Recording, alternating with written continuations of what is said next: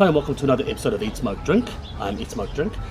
Today I am going to review one of my favourite regions in Scotland, the Campbelltown region. Today I'm reviewing the Hazelburn 14yo Oloroso sherry. I wasn't a big fan of the 13-year-old sherry cask, but this one is a 10,000 bottle outturn. It is fresh Oloroso sherry casks, and it is 49.3%. Yes, 49.3%. A little background on Hazelburn. Hazelburn is actually not part of, it's a distillery that is also run by Springbank, who does long row. And the difference is this is a triple distilled spirit. Now, triple distilled spirits are usually pretty clean, very smooth, quite clinical spirits. A lot of Irish whiskies are triple distilled whiskies. Auchentoshan, and there's a few other Lowland and a few other Scottish distilleries that are triple distilled. Most of them are not, or 2 or 2.5 distilled. This is a triple distilled. And I've had this before, but what I love about the Hazelburn as a general proposition is that even though it's triple distilled, it has a lot of character. You get a mixture of character, dirtiness, but also some of that clinical notes as well. But let's get tasting with this one and see how it goes. The color is absolutely stunning, by the way, so I have to show you the color. The color, just something about the color, absolutely stunning. That's a fresh sherry cask right there.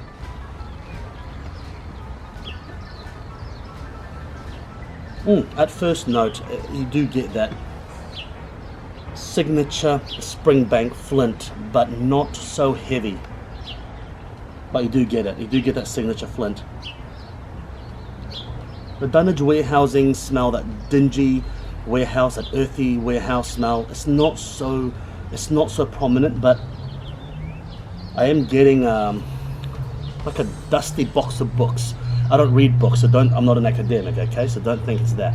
I don't read books, but you know, I've opened boxes of books before because I've put them in boxes. Dusty books, old paper,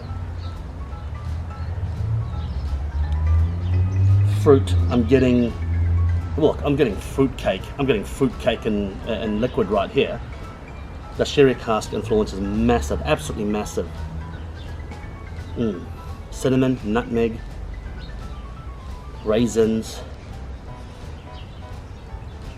fruit cake. It's just fruit cake, Christmas cake all the way. Oh, fantastic! That is a fantastic dram.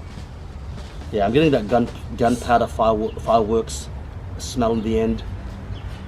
Organic material, a bit of damp wood, damp firewood shed kind of thing. What I love, absolutely love it.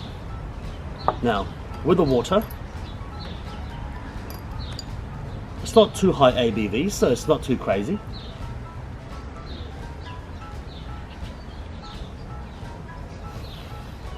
A bit strange, with a little bit of water, I start to get a little bit of, and it sounds strange, but I get like a stainless steel, like, you know, stainless steel scissors. I'm getting stainless steel notes in there.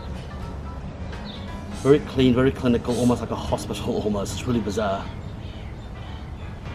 And I'm not getting as much of that gunpowder, I'm not getting as much of that flint anymore. So the water just completely takes away those rugged edges in there. But still the fruit cake. But immediately everything has been subdued dramatically. Everything has been subdued dramatically with the water. But the nose is absolutely delicious either way. And like I said, I'm a big fan of the Campbelltown region because they make old-fashioned whiskies, old-fashioned style. They floor malt, which is pretty exciting. Most, if not almost all distilleries now don't even floor malt. They still floor malt. Absolutely stunning. So I like that old-fashioned approach.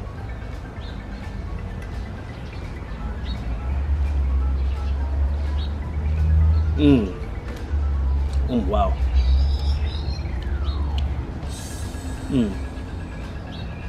Very leathery, not oily at all.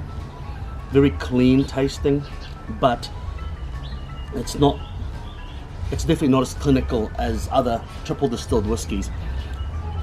Not oily, a little chewy, fruity, spiced. I mean, it literally is a Christmas cake in a bottle. I mean, it's crazy.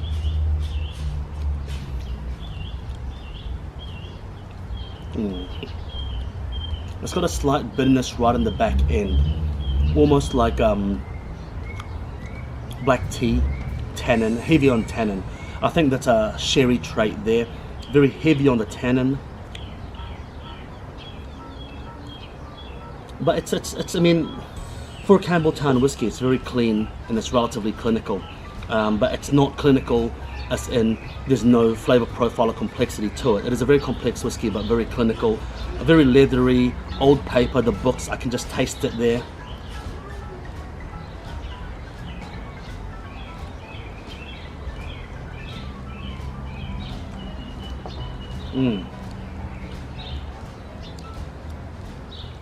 With the water, it takes a lot of that punch away, but it does make it mustier. That's very interesting because it does make it mustier with water. With water, I'm getting a lot more raisin, I'm getting a lot more must, I'm getting a lot more dust, and I'm getting a lot more leather on it. The oiliness, similar, there's not much oiliness at all. It's very kind of pretty smooth. I hate that word smooth, but it is quite smooth. A bit of cherry aftertaste, like an artificial cherry, like cherry cola, a little bit of cherry in the back note. Very delicious whiskey. I'd say my preference would be with water. My preference is with water. It just pronounces the flavors a lot more. This one here, for some reason, I think the alcohol just buries the subtleties a little bit. But for this particular dram, I reckon with a little bit of water. In terms of cigar pairings, I think a nice Cuban, a nice cohiba would be nice with this one. A good natural cigar would be good with this one. It is quite sweet, it is quite clean, so a good peppery natural cigar will really balance that out. Would I buy this? Yes, I would. It is about 90 to 100 US dollars. The value is absolutely phenomenal. And Hazelburn, like I said, the 13-year-old wasn't my cup of tea, but this 14-year-old sherry is definitely my cup of tea.